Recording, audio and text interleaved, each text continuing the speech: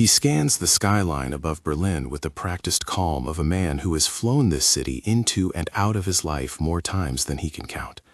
From a cockpit window, the capital looks like a predictable machine, its factories humming, its flak batteries standing like teeth and guard, its airspace a familiar ring where friend and foe know the rules.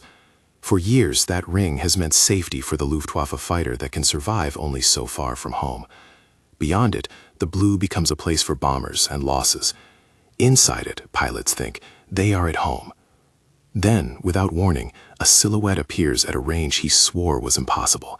A Mustang carrying what looks like an extra belly, a shadow that refuses the old geometry of the map.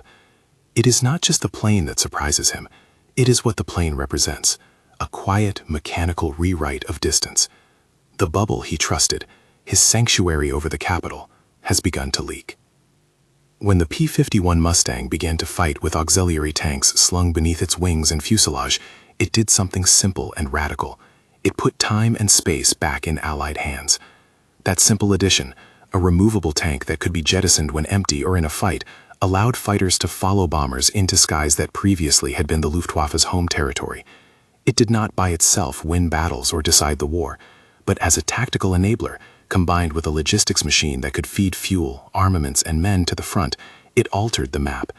Places once presumed safe were no longer so. Routes once predictable became dangerous. The air above Berlin stopped being a guaranteed refuge and became another contested arena. This is not a story about a solitary invention triumphing over destiny.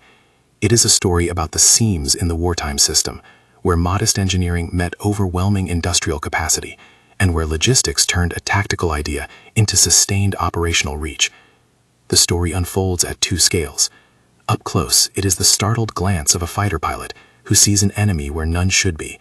From afar, it is the steady, unglamorous movement of fuel through pipelines and convoys, the factories stamping out parts, and the men who counted liters in jerry cans to keep the machines alive. Together, these scales explain why the map changed. Before the Mustangs stretched beyond the familiar bubble, Allied bomber crews had known a cruel arithmetic. Fighters based with limited fuel could outrun enemy interceptors only so far from home. When escort fighters reached the point of no return, they turned back, leaving the bombers exposed to interceptors who could operate from nearby fields and still return home. That calculus favored anyone who could place their air defenses close to their targets, like the defense ring around Berlin. The Luftwaffe could fight over its own soil with the psychological and logistical advantages of proximity, shorter lines of fuel, quicker turnarounds, local knowledge, and the prospect, however thin, of recuperation and repair at home fields. But war is not only about where your planes can start from, it is about how far they can go, how long they can linger, and who can sustain that reach. On the Allied side, the answer increasingly became logistics writ large. Pipelines to move petroleum, truck convoys to keep supplies moving, and industrial output that allowed simple, repeatable fixes to be applied en masse. The Red Ball Express, the pipeline networks that followed the invasion, and the sheer volume of Allied petroleum production turned fuel from a constraining scarcity into, if not an endless ocean, then a wide and manageable sea. On the German side, scarcity was more than inconvenience, it was a strategic limit. Where Allied factories could pump out drop tanks, and where American and British logistics could push fuel forward across liberated Europe, the German state increasingly found itself counting every liter, rationing every flight hour, and scavenging what remained from abandoned depots. Stories from the ground illustrate this in a way that numbers alone often fail to convey. At a captured facility near Hansfield, German officers confronted a tableau that struck at the heart of their desperation. Rows of jerry cans and drums, abandoned or seized, supplies that, if put to use, could have kept fighting machines alive for weeks. Instead, some were burned to deny the Allies the fuel, others sat in confusion, an accumulation of what was both a tactical windfall for a victor and a bitter symbol of how even seized resources could do nothing to reverse a larger shortage. A name that appears in those accounts is Piper, an SS commander associated with logistics in that area, who found himself dealing less with the glory of combat and more with the arithmetic of fuel and storage. The anecdote is stark. Men who had fought for territory now found their most pressing problem reduced to containers, pumps, and the means to move petrol. That image, an officer among jerry cans, captures the war's material truth. Success at the front depended on more than courage or doctrine. It depended on having enough fuel where and when it was needed. The P-51 as a platform did not break the Luftwaffe with a single mission. Its significance lay in the way it could be configured and supplied to perform a new role, long-range escort. The drop tank was a simple piece of engineering, a disposable container of fuel attached externally to a fighter. It could be filled, used to extend the fighter's endurance into hostile zones, and then discarded when its weight became a liability. The ingenuity was not heroic, it was practical. It required factories that could produce these tanks in numbers, logistical lines that could fill them and get them to the squadrons, and pilots trained to manage extended flights and the new tactics they enabled. Imagine the map an operations officer used.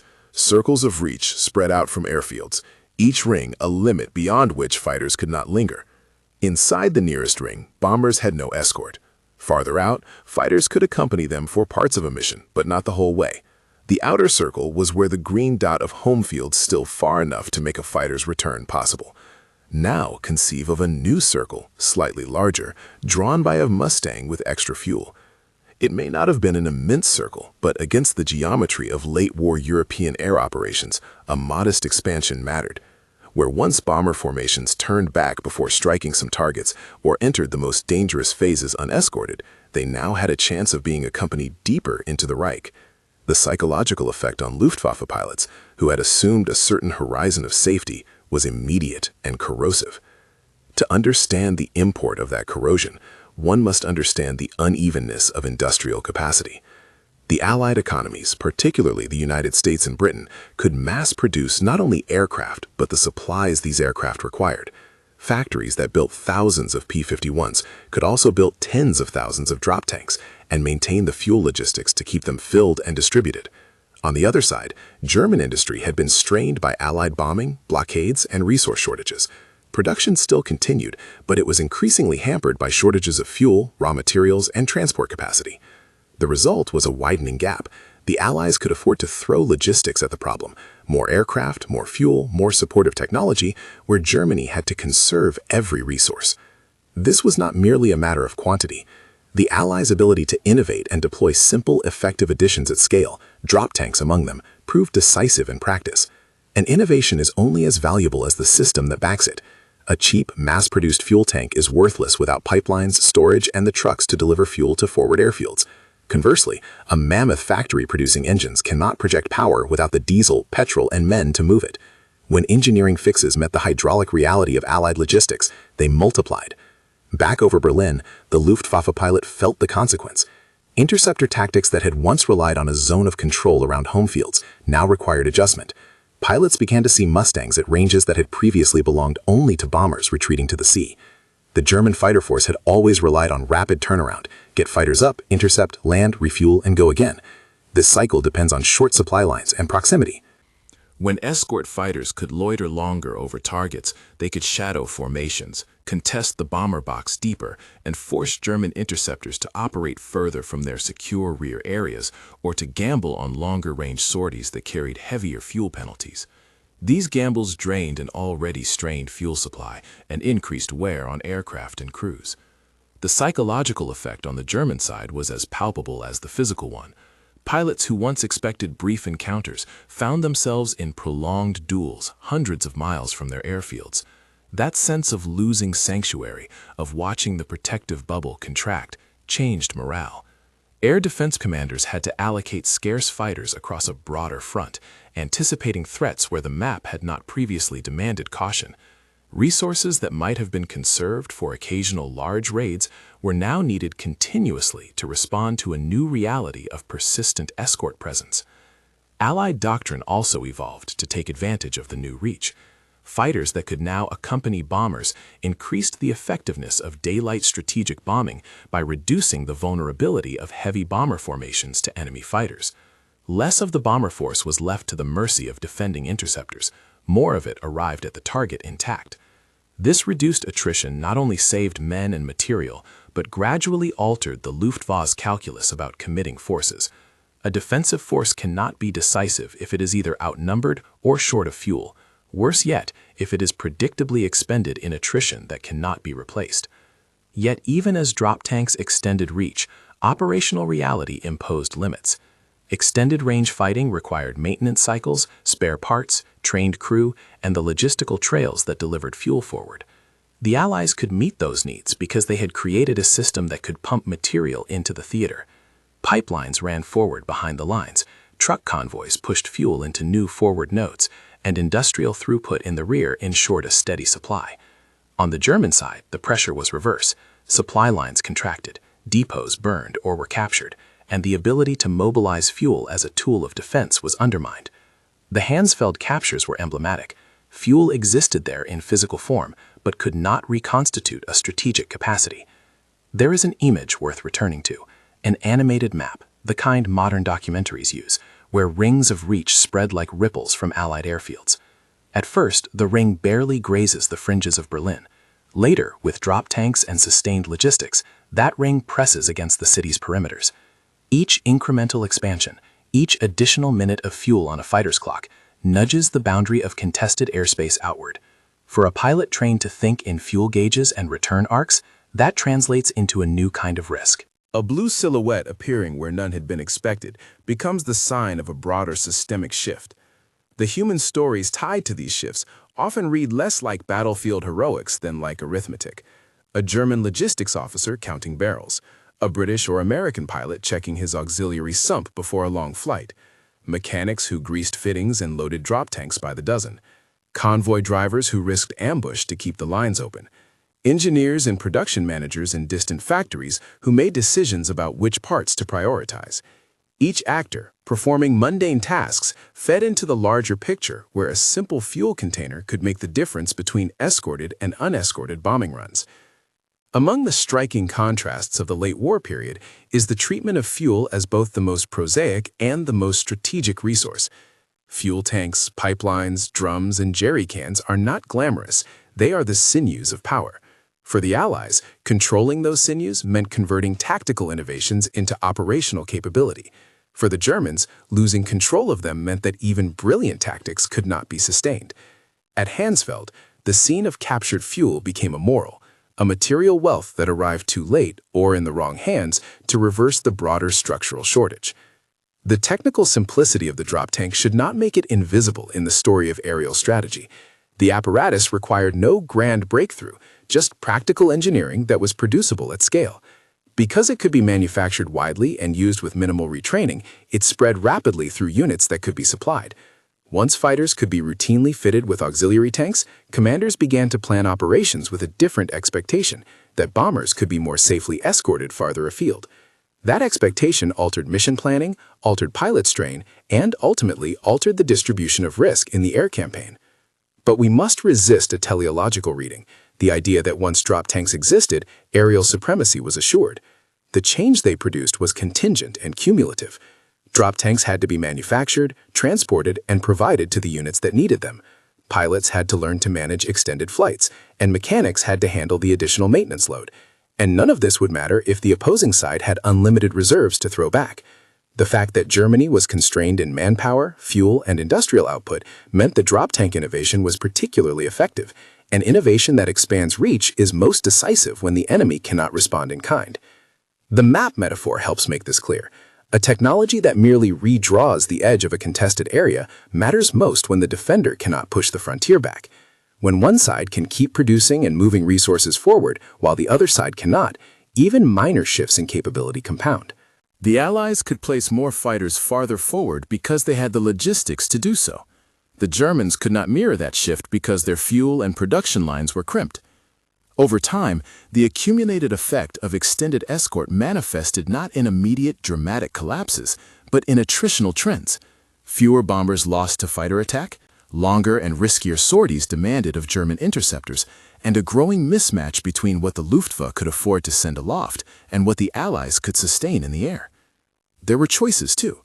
Commanders on both sides had to determine where to allocate scarce resources, whether to prioritize local defense, strategic bombing, or ground support. The presence of long-range escorts forced the Luftwaffe to rethink priorities. Should they try to protect Berlin at all costs, potentially overextending thin resources, or concentrate defensively elsewhere.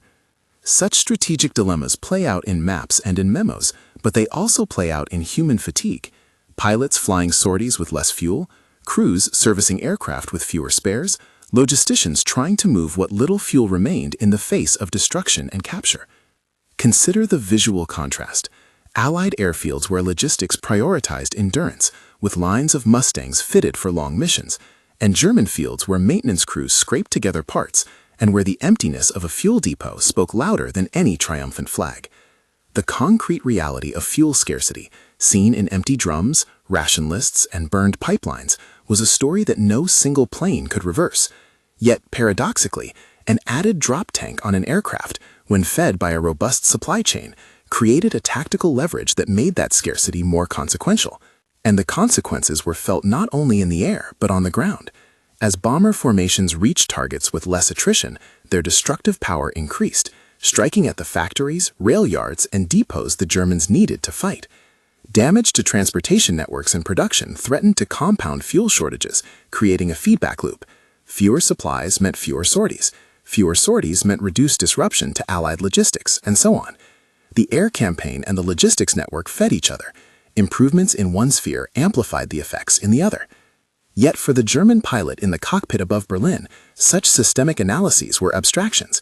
His experience condensed into the abrupt sighting of a Mustang where none should be. That moment, intense, personal, and fraught, captures the broader theme.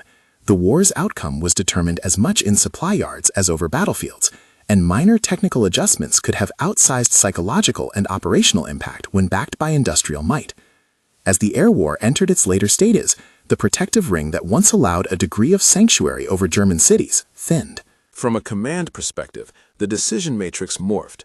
Where to commit interceptors, how often to risk longer-range sweeps that taxed fuel reserves, which airfields to prioritize for fuel and maintenance. Each choice carried trade-offs, and the one that mattered least to the Allies, the decision to mass-produce a quantity of simple fuel tanks, became one of the most consequential.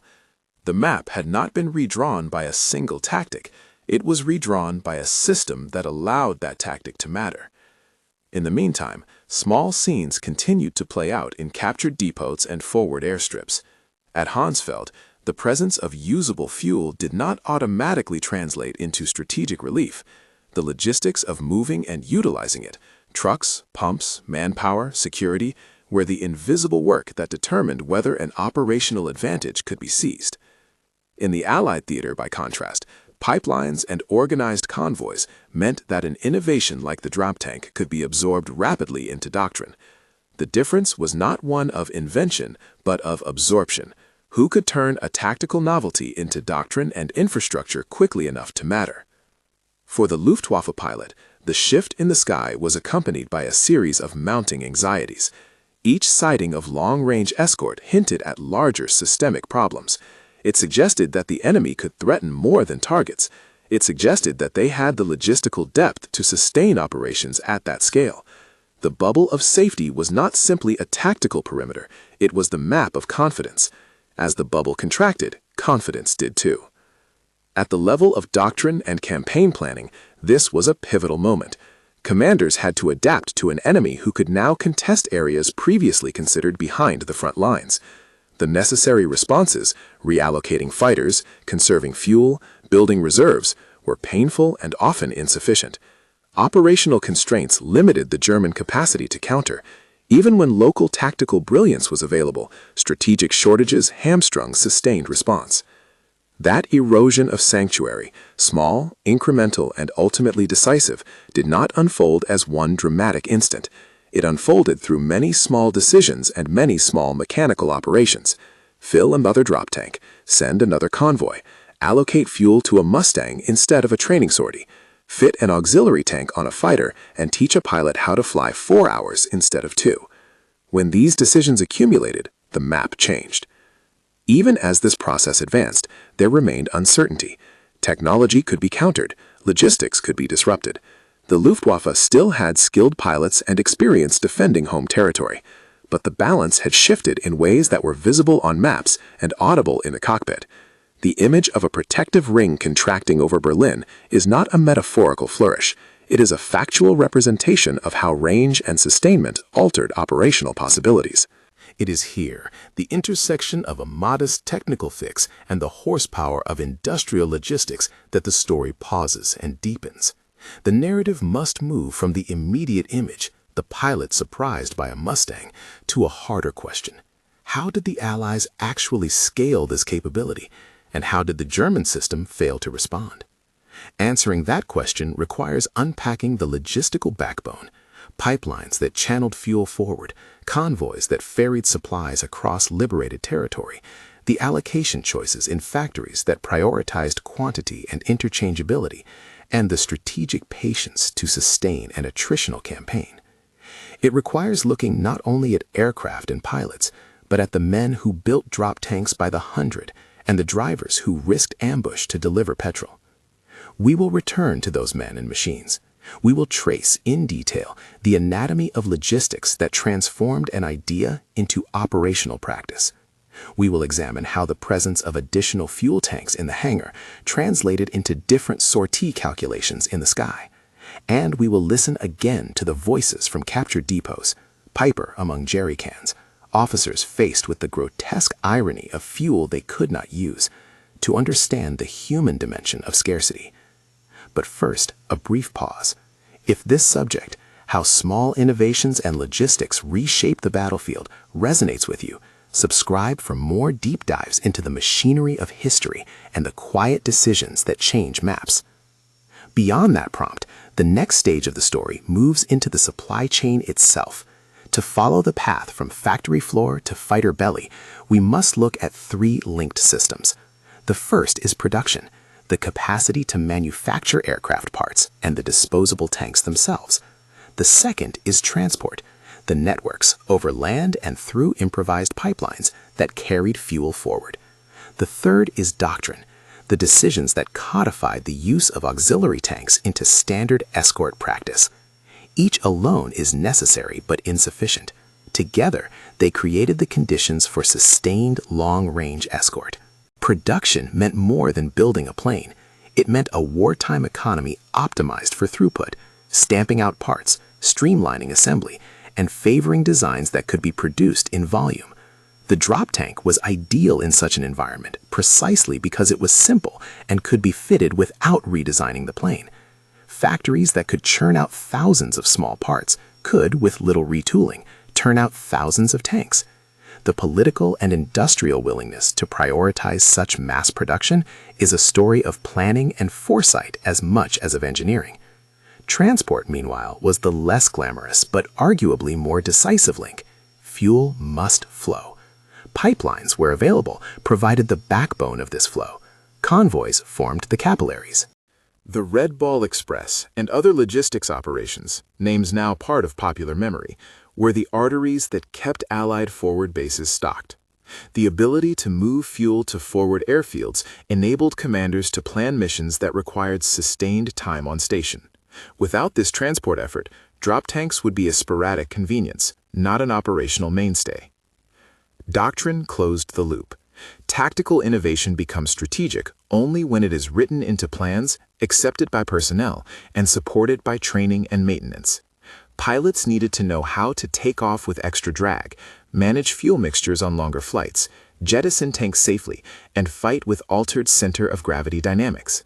Maintenance crews needed procedures to inspect, fill, and mount these tanks under combat conditions.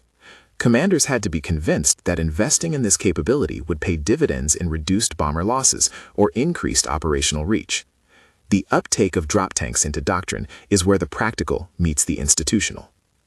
On the German side, by contrast, even where production could have repaired shortfalls, transport frequently could not. Allied interdiction, bombing of infrastructure, and the capture of key nodes often made forward distribution of fuel hazardous or impossible. Even when fuel was captured intact, as at Hansfeld, logistics to use it operationally were often lacking. This decoupling, the physical presence of material, and the inability to convert it into operational capacity, was one of the ironies of the late war period. As the narrative proceeds, we will examine each of these components more closely and return to the air to see how the presence of long-range escorts rewrote tactical manuals and forced strategic recalculations. For now, the cockpit remains the human center of gravity for our story. A pilot in the air, a map in his mind, and the slow, invisible shifting of the perimeter that determines whether a city is sheltered or exposed. That pilot's moment of surprise, seeing a Mustang where he believed none could reach, was not an isolated anecdote. It was a symptom, and as the Allies layered production, transport, and doctrine to support extended escort, those symptoms multiplied, appearing in the sky over other cities and scattering the assumptions that had underpinned air defense for years. What follows is a closer look at the machinery that made those moments possible. We will follow the chain from assembly line to auxiliary tank, from pipeline to forward strip, from tactical choice to strategic consequence. We will show how modest design, when married to overwhelming logistical capacity, can alter the map of war. And we will listen again to the scenes on the ground, Piper among jerry cans, burning depots and captured supplies, to understand how logistics imprinted itself on strategy. At the center of that examination stands a sobering lesson. The art of war is often the art of supply. When a cheap piece of metal, mass-produced and easily delivered, can extend a fighter's reach, it changes not only what pilots can do, but what planners must expect. In the next section, we move down from the cockpit to the factory and the road, tracing the exact threads that turned a small technical addition into a system-level advantage. The map will change again, and this time we will trace how each logistical decision redrew its lines. The factory floor smells of oil and hot metal. Workers move between jigs and presses, rivets falling into bins like gunfire in slow motion. Along one line, a familiar silhouette repeats, a teardrop of sheet metal welded and sealed, a tank that will hang beneath a fighter and carry minutes of additional endurance instead of men or weapons. It is an unromantic object. No one writes poems about auxiliary fuel tanks. Yet on this day, its production line is as strategically significant as any engine room in a capital. Each tank boxed, crated, and trucked away is a quietly amplified capacity, a small piece of time added to a pilot's watch. That mundane scene is where the story of Reach begins. Production turned idea into material reality. Factories retooled to stamp and seam these tanks at scale because the cost-benefit calculation was simple. The part was cheap, rugged, and required little redesign of existing fighters. Mass production made the drop tank available as a routine fitting rather than an exceptional adaptation.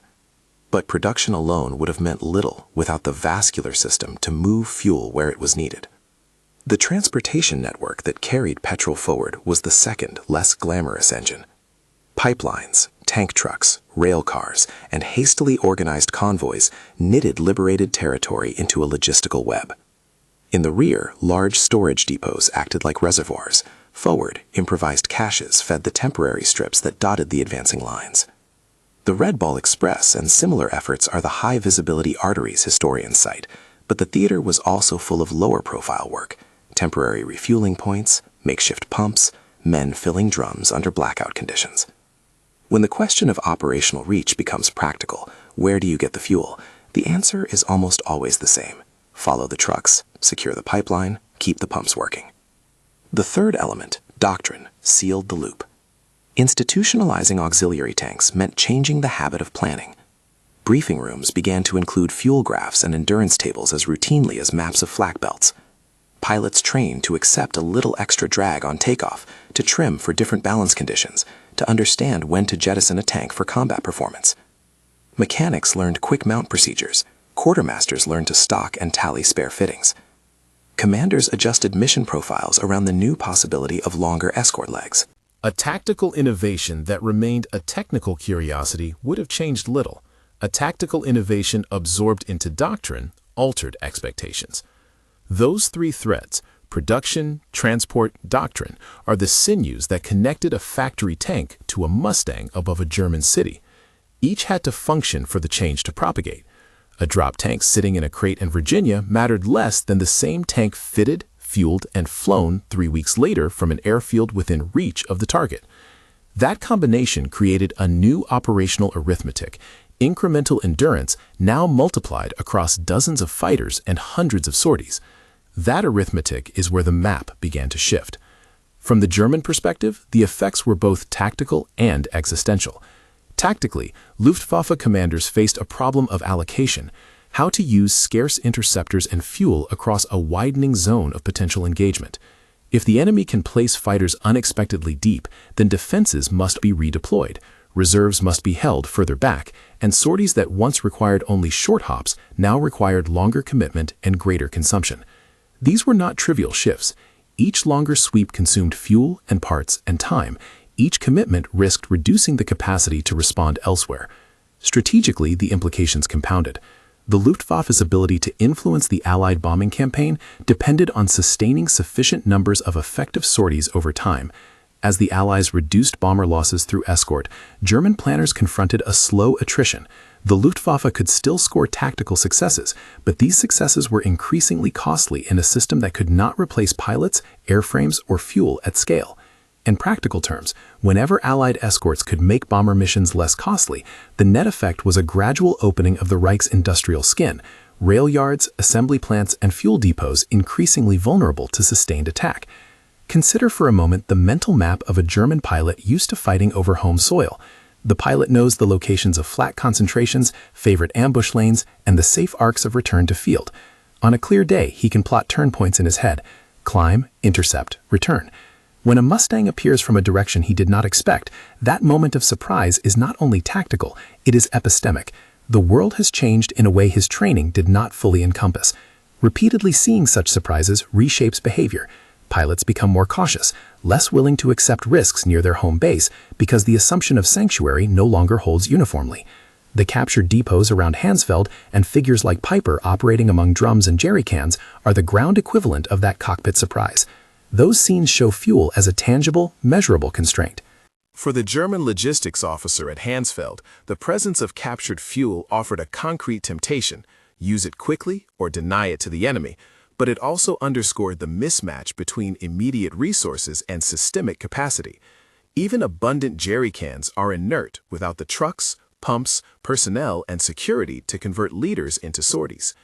In practice, the conversion rate, material to operational flight hours, favored the Allies because their transport networks and security were better positioned to move and protect fuel across liberated territory.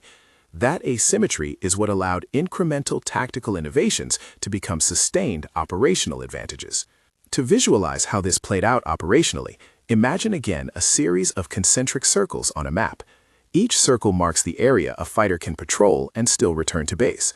Before auxiliary tanks became routine, the inner circles defined an uneasy equilibrium. The Luftwaffe could dominate the innermost rings with quicker turnarounds and local knowledge. Bombers, venturing into the outer circles, often did so with limited or no escort. After auxiliary tanks were adopted and logistics extended forward, the outer circles shifted outward, subtly but decisively. The new perimeter did not deliver perfect protection over the target, but it reduced the time bombers spent fully exposed. That reduction translated into fewer successful intercepts by defenders who could no longer rely on the old geometry. This dynamic did not eliminate German defensive capability. It changed the calculus. Luftwaffe commanders could respond in three broad ways: concentrate forces to defend high-value targets at the cost of leaving other areas thinly defended, attempt longer-range sweeps that would strain fuel and aircraft, or prioritize anti-bomber defenses via flak and other passive measures. Each option carried penalties. Concentration created predictability. Longer-range sweeps increased attrition. Reliance on flak only addressed part of the threat from well-escorted formations. The German choices were constrained by scarcity. Scarcity of aircraft, of pilots, of fuel, and of the transport capacity to move those elements where they were needed. The operational consequences of extended escort were not purely direct. Escorting fighters reduced the bomber force's vulnerability to fighter interception, which in turn altered Allied risk tolerance. Mission planners could select targets deeper in the Reich with more confidence, increasing strategic pressure on the German war economy. In effect, the logistics-enabled extension of fighter reach helped bring Allied bombs to bear on the very factories and transportation hubs that formed the lifeblood of German resistance. That feedback loop, bombing that impairs logistics, which then degrades defensive capacity, magnified the initial tactical change. At the human level, the effect was cumulative and corrosive. Pilots on both sides felt the strain. Allied pilots endured longer missions, fatigue, and the technical complexity of managing auxiliary tanks. German pilots faced longer patrols, less fuel, and the psychological toll of facing enemies where none were previously expected. Ground crews faced increased tempo and the pressure to keep more sorties in the air. Logistics personnel, often anonymous in grand narratives, carried the campaign on their backs, refueling sorties, repairing tanks, routing convoys under threat. It is worth dwelling on the paradox. The drop tank was an instrument of endurance for pilots, but a weapon against production for the enemy. By enabling Allied fighters to accompany bombers, it indirectly changed the pattern of destruction on the ground, intensifying attacks on rail hubs, refineries, and factories. The more the Allies could sustain escorted missions, the more strategic targets within the Reich's arterial network could be degraded. Damage to rail and fuel handling infrastructure then fed back into Germany's inability to defend itself effectively.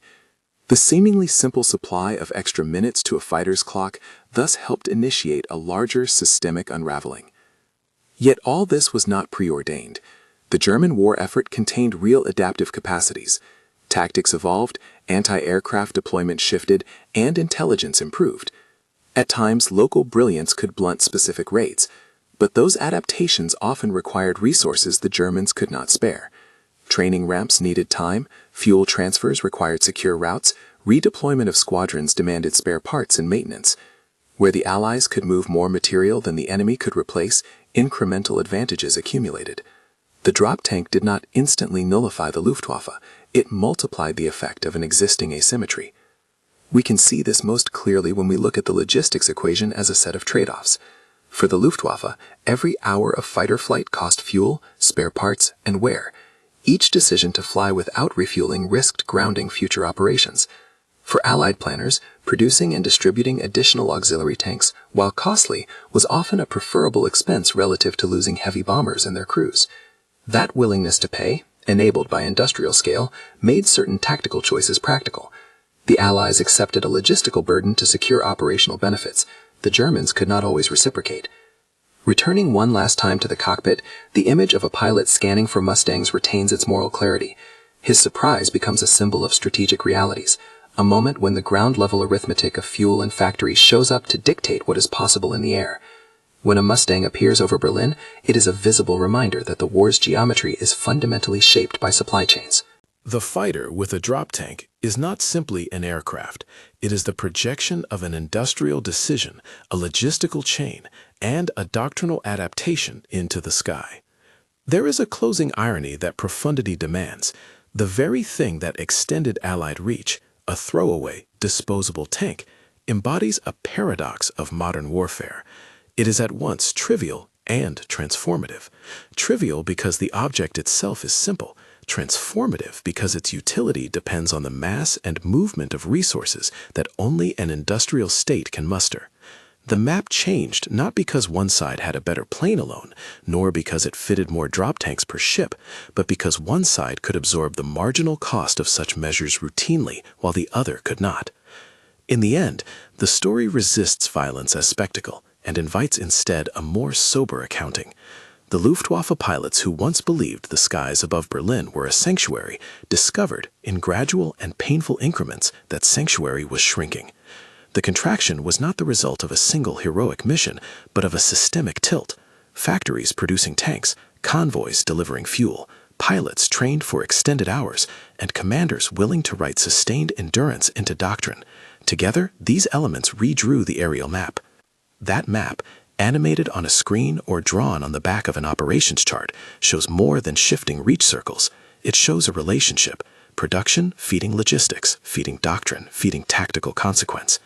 It shows how seemingly small engineering choices can, when coupled to industrial might, change operational realities.